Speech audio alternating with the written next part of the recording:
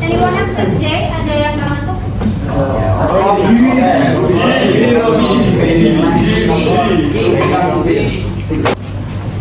Report text. Sebelumnya kalian udah pernah tahu tentang report text belum? Udah pernah dengar? Udah pernah dengar tentang report text? Apa itu report text? Kalau kalian mungkin pernah kunjungan wisata atau ke museum, pasti biasanya suruh nulis teks laporan. Iya kan? Report text. Tapi definisi lengkapnya apa, Miss? Gitu ya. Baca masalah yang baca mati.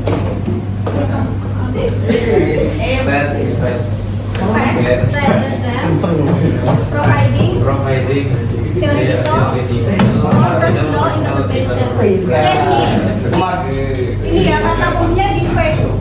Kalau kalian nulis laporan itu harus berdasarkan fakta, data yang valid saat kalian observasi atau analisis. Jadi hasil yang kalian observasi atau apa yang kalian amati itu harus ditulis berdasarkan fakta. Jadi nggak boleh berdasarkan teori penulis ataupun pendapat pribadi gitu, paham ya? Intinya di teks. Terusnya apa? Purpose, tujuannya dari report text itu ada dua.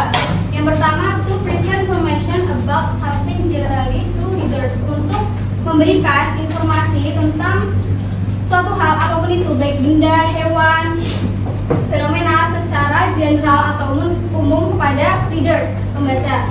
Yang kedua itu to describe the way things are, untuk menggambarkan atau menceritakan bagaimana sesuatu itu terjadi, kayak fenomena alam, mungkin volcano, atau volcano apa? Nah, gunung berapi. Nah, itu terjadinya gunung berapi itu kayak gimana?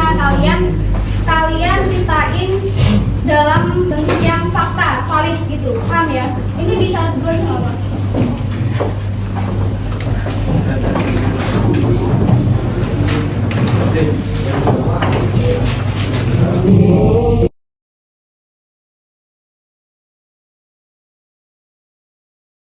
Ya, next ada generic structure dari report text. Apa itu generic structure?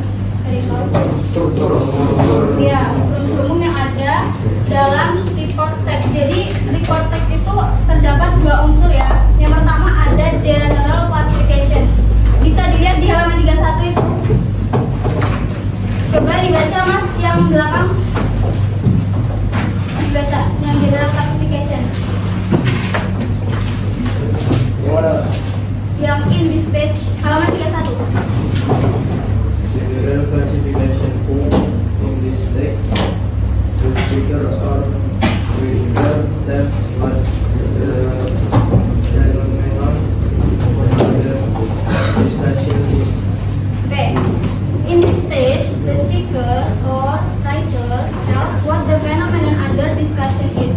Jadi di bagian general classification ini gampangnya kayak bagian pembuka. Jadi kalian harus apa ya, nyebutin apa sih yang mau kalian bahas, subjek apa yang mau kalian bahas. Nah, jadi di bagian general classification kita tuh harus ngasih tahu kalau subjek yang kita bahas tuh masuk ke kelompok apa, masuk ke jenis apa kayak gitu. Kalau benda gimana Miss?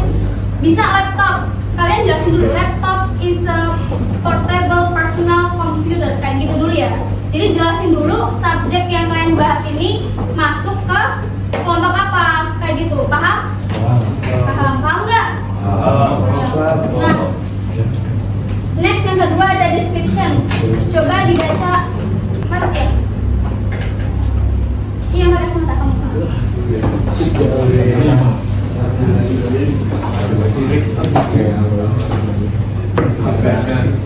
The speaker or writer tells what the phenomenon under discussing is like in terms of its part and their function, while these are if the phenomenon under is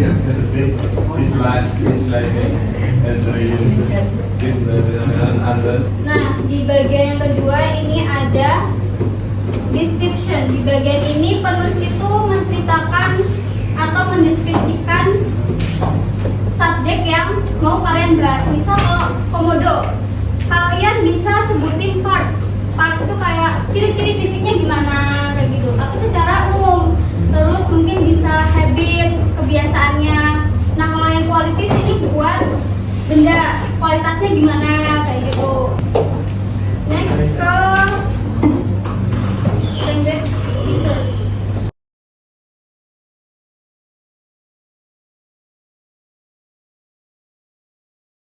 Ini dulu ya, dulu ya.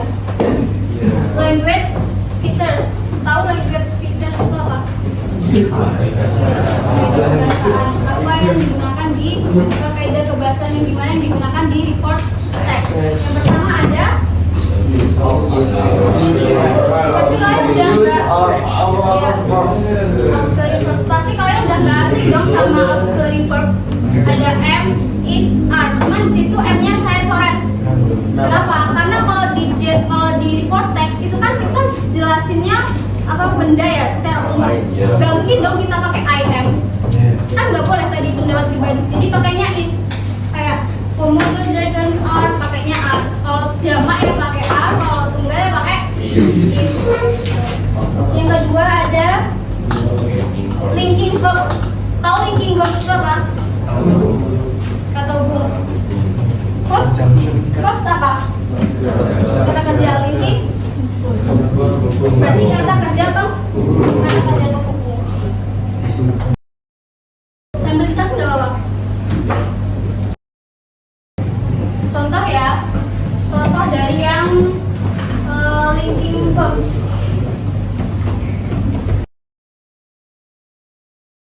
Contohnya ini, whales belong to the group of mammals, not fish. Whales apa? Paus. Paus belong to ini termasuk ya, termasuk ke dalam kelompok mamalia, bukan ikan. Nah di sini linking verb-nya itu belong to. Nah jadi tugasnya linking verb itu dia menghubungkan antara whales jadi sebagai apa? Subjek dengan nih the group of mammals not fish dengan pelengkap